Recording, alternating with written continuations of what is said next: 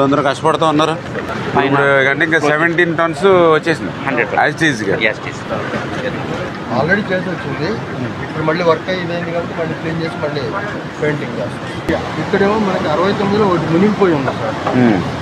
ఆ మునిగిపోయిన దాని మీద ఉదాహరణ జాయింట్ అయిపోయింది సార్. అవతల ఇంకోటి ఉంది సార్, అది కూడా సార్, అది కూడా కింద పడి ఉంది. దాని మీద కూడా ఎక్కువ ఉంది. ఇది తీస్తే కానీ మిగతా తీయడానికి లేదు సార్. ఇది తీయాలి, ముందు ఇది తీయాలి సార్. కట్ చేసి పడండి అంతే. ఈ నీళ్ళు అంటే ఈ పైన అంటే కట్ చేస్తారు, నీళ్ళలో కట్ చేసేది వాళ్ళు చేయగలరు అంతే. అది మామూలుగా అలా వచ్చి పడింది అంటారా, లేకపోతే 3 కలిసి వచ్చినట్టే లింక్ చేసే ఉన్నాయి సార్. లింక్ చేసి ఉన్నాయి ఉదాహరణకి వచ్చేటప్పుడు ఫోటోలు నేను అదే చెప్పిన దగ్గర ఉన్నాయి సార్. ఇప్పుడు సపోజ్ ఫస్ట్ పడవ వచ్చి దీన్ని కొట్టింది అనుకోండి, దాంట్లో ఇంకో 10 నిమిషాలు 5 నిమిషాలు గ్యాప్ ఉంటే ఆటోమేటిక్ ఇక్కడ ప్రవాహం తగ్గిపోద్ది. ఇది ఈ కాలం దగ్గర తగ్గిపోద్ది. ఎప్పుడైతే ఇది వచ్చిందో ఆ కాలం వైపు వెళ్తుంది రెండోది. అలా వెళ్ళకుండా ఒకసారిగా వచ్చినట్టే లంకే ఉంది, అటు ఇటు పోకండి. రేపే చూసండి, అదే వీలైనంత రేపే ఎర్లీ అవర్స్ లో మొదలు పెట్టండి. రేపు ఏదో రకంగా క్లియర్ చేయాలి. మీకు ఎఫెక్ట్ ఎక్కువ పెట్టండి. మొన్నటి వరకు సార్ వాటర్ 5 వరకు ఉండే సార్. అంతే కదా సార్, వెలాసిటీ ఎక్కువ ఉండేను, ప్లస్ 11 lakhs ఉండే. కాబట్టి కిందికి దిగిపోయింది వాటర్ 2 lakhs. దీంట్లో లాగడం అయితే దీనికి ఆపోజిట్లో పెడతారు. ప్రకాశం బ్యారేజీ ముప్పు పెట్టాలి, ఈ యొక్క ప్రభుత్వానికి ఊపిరి సలపనివ్వకుండా సమస్యలు సృష్టించాలనేటువంటి ఒక కుట్రతో ప్రయత్నం ఉన్నట్టుగా కనపడుతోంది. పడవలు ఢీకొట్టి దెబ్బతిన్నటువంటి కౌంటర్ వెయిట్స్ ఏవైతే 3 కౌంటర్ వెయిట్లు ఉన్నాయో చాలా సమర్థవంతంగా, ఎందుకంటే 15-18 రోజులు సమయం పట్టేటువంటి ఆ కౌంటర్ వెయిట్స్ని కేవలం 5 రోజుల్లోనే మరి మా ఇంజనీర్లు అదేవిధంగా కన్నం నాయుడు గారు వీళ్ళంతా ఒక టీమ్గా వర్క్ చేసి ఆ 17 టన్నులు కూడా కాంక్రీట్ దిమ్ముతూ ఉంటే అట్లా డిలే అవుతుందని వాళ్ళ టెక్నాలజీని ఐరన్ను కూడా ఉపయోగించి సేమ్ అదే వెయిట్ని క్లియర్ చేసి వితిన్ 5 daysలో అమర్చేశారు. కానీ వైసీపీ కుట్రతో ఏదైతే పడవలు ఏదైతే ఉన్నాయో వాటిని వెలికి తీయాలంటే చాలా ఇబ్బందిగా ఉన్నటువంటి పరిస్థితి. ఆ రోజు కూడా 3 బోట్లు కూడా కలిసి వచ్చినాయి అని చెప్పి కూడా కొంతమంది వీడియోస్ కూడా పెడుతూ ఉన్నారు. అంటే ఇది ఉద్దేశపూర్వకంగానే కుట్రపూరితంగానే, ఎందుకంటే ఒక 40 టన్నులు ఒక పడవని 3 పడవలకు మిక్స్ చేసి 120 టన్నుల వెయిట్ని ఒకేసారి ప్రకాశం బ్యారేజ్ మీదకి, అది కూడా పీక్ స్టేజ్లో 11,40,000 క్యూసెక్కులు నీరు వచ్చేటువంటి సమయంలో పంపించారని అంటే నిజంగా ఎంత కుట్ర, మాకు కూడా ఎంత బాధ ఆవేదన, ఒక రైతు బిడ్డగా కూడా. ఎందుకంటే ఇవాళ చుక్క నీరు లేక అలమటించేటువంటి ప్రాంతాలను మనం చూసాం, కనీసం గుక్కడి నీళ్లు లేక అలమటించేటువంటి ప్రజలను చూసాం. అటువంటి దాహార్తిని అన్నదాతల్ని ఆదుకునేటువంటి ప్రకాశం బ్యారేజీ లాంటి దాని మీద కూడా ఇట్లాంటి కుట్రలు పొందితే అంటే ఇంకా తమకు అధికారం లేదు కాబట్టి ఆ ప్రజల మీద కక్ష సాధించాలి, మాకు ఒక్క సీటు కూడా ఇవ్వని జిల్లాలు కాబట్టి ఆ జిల్లాలే తుడిచిపెట్టుకోపోవాలనేటువంటి ఆలోచనతో మరి ఈరోజు ప్రతిపక్షం ఉందా అనేటువంటి బాధ ఆవేదన ఈవేళ కనిపిస్తున్నటువంటి పరిస్థితి. అటువంటి కక్ష ఏదైనా ఉంటే పార్టీ పరంగా మా మీద చూపినా పర్వాలేదు, కానీ ప్రజల మీద చూపించేటువంటి విధంగా ఇలా 100 సంవత్సరాలు ప్రజలకి సేవలు అందించేటువంటి బ్యారేజీల మీద చూపిస్తే ఈ రాష్ట్రం ఏమైపోతుంది, రేపు తెలుగు జాతికి ఏమైపోతుంది. 120 టన్నుల వెయిట్ను ఒకసారి పంపించిన దాని మీదే ఇంత పెద్ద ఎత్తున డ్యామేజ్ జరిగినట్టుగా కనిపిస్తున్నటువంటి పరిస్థితి.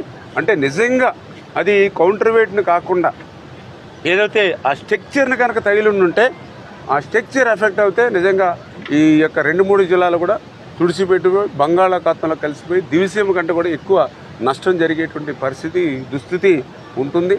మరి ఈవేళ ఏదైతే చాలా క్లియర్గా నిన్ననే ఎవరైతే నిందితులు ఎవరైతే ఉన్నారో వాళ్ళని కూడా రిమాండ్కి పంపించడం జరిగింది. ఏదైతే ఈవేళ వాస్తవాలు కూడా ఒక్కొక్కటి వెలికిలోకి వస్తూ ఉన్నాయి. చాలా క్లియర్గా ఎవరైతే రామ్మోహన్, మరి ఆయన తలసర రఘురాముకి మేనల్లుడు దగ్గర రిలేషన్ అని చెప్తూ ఉన్నారు. ఎవరైతే ఆయన ఉషాద్రి ఎవరైతే ఉన్నారో పక్క వైఎస్ఆర్సీపీ నాయకులు, వాళ్ళందరూ కూడా గతంలో అక్రమంగా ఇసుకను ఉపయోగించేటటువంటి పడవలని చెప్పి స్థానికులు చెప్తున్నటువంటి పరిస్థితి. ఇందా ముఖ్యమంత్రి గారు కూడా చాలా క్లియర్గా చెప్పారు. ఈవేళ ఎవరైతే నేరస్తులు ఎవరైతే ఉన్నారో రాజకీయ ముసుగులో వస్తూ ఉన్నారు ప్రజల దగ్గరికి, నేరస్తులుగానే చూస్తామని ఇందాక ముఖ్యమంత్రి గారు చెప్పారు. ఖచ్చితంగా రేపు తెలుగు రాష్ట్ర భవిష్యత్తు చూస్తా, ఏదైతే తెలుగు ప్రజల భవిష్యత్తు చూస్తా ఆ నేరస్తులుగానే శిక్షిస్తామనే విషయాన్ని కూడా తొందరగా కష్టపడుతూ ఉన్నారు. ఇప్పుడు అంటే ఇంకా 17 tons వచ్చేసింది 100 యాజ్ ఈజీగా. ఆల్రెడీ చేసి వచ్చింది. ఇప్పుడు మళ్ళీ వర్క్ అయ్యింది కాబట్టి మళ్ళీ క్లీన్ చేసి మళ్ళీ పెయింటింగ్ చేస్తాం.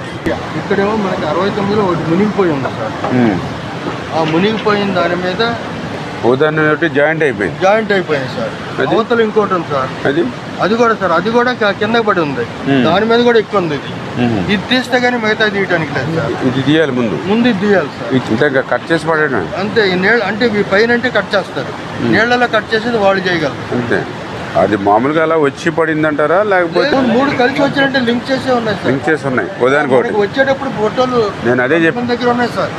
ఇప్పుడు సపోజ్ ఫస్ట్ పడవ వచ్చి దీన్ని కొట్టింది అనుకోండి, దాంట్లో ఇంకో 10 నిమిషాలు 5 నిమిషాలు గ్యాప్ ఉంటే అటువంటి ఇక్కడ ప్రవాహం తగ్గిపోద్ది. ఇది ఈ కాలం దగ్గర తగ్గిపోద్ది. ఎప్పుడైతే ఇది వచ్చిందో ఆ కాలం వైపు వెళ్తుంది రెండోది.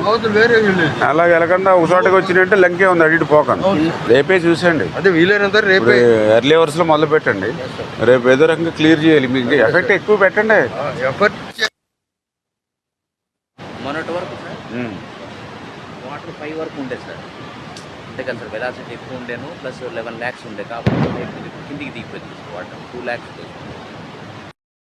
దీంట్లో లాగడం అయితే దీనికి ఆపోజిట్లో పెడతారు. ప్రకాశం బ్యారేజీ ముప్పు పెట్టాలి, ఈ యొక్క ప్రభుత్వానికి ఊపిరి సలపనివ్వకుండా సమస్యలు సృష్టించాలనేటువంటి ఒక కుట్రతో ప్రయత్నం ఉన్నట్టుగా కనపడుతోంది. పడవలు ఢీకొట్టి దెబ్బతిన్నటువంటి కౌంటర్ వెయిట్స్ ఏవైతే 3 కౌంటర్ వెయిట్లు ఉన్నాయో చాలా సమర్థవంతంగా, ఎందుకంటే 15-18 రోజులు సమయం పట్టేటువంటి ఆ కౌంటర్ వెయిట్స్ని కేవలం 5 రోజుల్లోనే మరి మా ఇంజనీర్లు అదేవిధంగా కన్నం నాయుడు గారు వీళ్ళంతా ఒక టీమ్గా వర్క్ చేసి ఆ 17 టన్నులు కూడా కాంక్రీట్ దిమ్ముతూ ఉంటే అట్లా డిలే అవుతుందని వాళ్ళ టెక్నాలజీని ఐరన్ను కూడా ఉపయోగించి సేమ్ అదే వెయిట్ని క్లియర్ చేసి వితిన్ 5 daysలో అమర్చేశారు. కానీ వైసీపీ కుట్రతో ఏదైతే పడవలు ఏదైతే ఉన్నాయో వాటిని వెలికి తీయాలంటే చాలా ఇబ్బందిగా ఉన్నటువంటి పరిస్థితి. ఆ రోజు కూడా 3 బోట్లు కూడా కలిసి వచ్చినాయి అని చెప్పి కూడా కొంతమంది వీడియోస్ కూడా పెడుతూ ఉన్నారు. అంటే ఇది ఉద్దేశపూర్వకంగానే కుట్రపూరితంగానే, ఎందుకంటే ఒక 40 టన్నులు ఒక పడవని 3 పడవలకు మిక్స్ చేసి 120 టన్నుల వెయిట్ని ఒకేసారి ప్రకాశం బ్యారేజ్ మీదకి, అది కూడా పీక్ స్టేజ్లో 11,40,000 క్యూసెక్కుల నీరు వచ్చేటువంటి సమయంలో పంపించారని అంటే నిజంగా ఎంత కుట్ర, మాకు కూడా ఎంత బాధ ఆవేదన, ఒక రైతు బిడ్డగా కూడా. ఎందుకంటే ఇవాళ చుక్క నీరు లేక అలమటించేటువంటి ప్రాంతాలను మనం చూసాం, కనీసం గుక్కడి నీళ్లు లేక అలమటించేటువంటి ప్రజలను చూసాం. అటువంటి దాహార్తిని అన్నదాతల్ని ఆదుకునేటువంటి ప్రకాశం బ్యారేజీ లాంటి దాని మీద కూడా ఇట్లాంటి కుట్రలు పొందితే అంటే ఇంకా తమకు అధికారం లేదు కాబట్టి ఆ ప్రజల మీద కక్ష సాధించాలి, మాకు ఒక్క సీటు కూడా ఇవ్వని జిల్లాలు కాబట్టి ఆ జిల్లాలే తుడిచిపెట్టుకోపోవాలనేటువంటి ఆలోచనతో మరి ఈరోజు ప్రతిపక్షం ఉందా అనేటువంటి బాధ ఆవేదన ఈవేళ కనిపిస్తున్నటువంటి పరిస్థితి. అటువంటి కక్ష ఏదైనా ఉంటే పార్టీ పరంగా మా మీద చూపినా పర్వాలేదు, కానీ ప్రజల మీద చూపించేటువంటి విధంగా ఇలా 100 సంవత్సరాలు ప్రజలకి సేవలు అందించేటువంటి బ్యారేజీల మీద చూపిస్తే ఈ రాష్ట్రం ఏమైపోతుంది, రేపు తెలుగు జాతికి ఏమైపోతుంది. 120 టన్నుల వెయిట్ను ఒకసారి పంపించిన దాని మీదే ఇంత పెద్ద ఎత్తున డ్యామేజ్ జరిగినట్టుగా కనిపిస్తున్నటువంటి పరిస్థితి.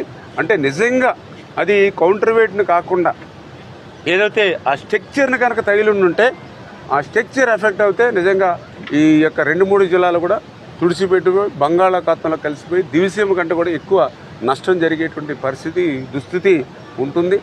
మరి ఈవేళ ఏదైతే చాలా క్లియర్గా నిన్ననే ఎవరైతే నిందితులు ఎవరైతే ఉన్నారో వాళ్ళని కూడా రిమాండ్కి పంపించడం జరిగింది. ఏదైతే ఈవేళ వాస్తవాలు కూడా ఒక్కొక్కటి వెలికిలోకి వస్తూ ఉన్నాయి. చాలా క్లియర్గా ఎవరైతే రామ్మోహన్ మరి ఆయన తలసర రఘురాముకి మేనల్లుడు దగ్గర రిలేషన్ అని చెప్తూ ఉన్నారు. ఎవరైతే ఆయన ఉషాద్రి ఎవరైతే ఉన్నారో పక్క వైఎస్ఆర్సీపీ నాయకులు వాళ్ళందరూ కూడా గతంలో అక్రమంగా ఇసుకను ఉపయోగించేటటువంటి పడవలని చెప్పి స్థానికులు చెప్తున్నటువంటి పరిస్థితి. ఇందా ముఖ్యమంత్రి గారు కూడా చాలా క్లియర్గా చెప్పారు. ఈవేళ ఎవరైతే నేరస్తులు ఎవరైతే ఉన్నారో రాజకీయ ముసుగులో వస్తూ ఉన్నారు ప్రజల దగ్గరికి, నేరస్తులుగానే చూస్తామని ఇందాక ముఖ్యమంత్రి గారు చెప్పారు. ఖచ్చితంగా రేపు తెలుగు రాష్ట్ర భవిష్యత్తు చూస్తా, ఏదైతే తెలుగు ప్రజల భవిష్యత్తు చూస్తా ఆ నేరస్తులుగానే శిక్షిస్తామనే విషయాన్ని కూడా తెలియజేసుకుంటూ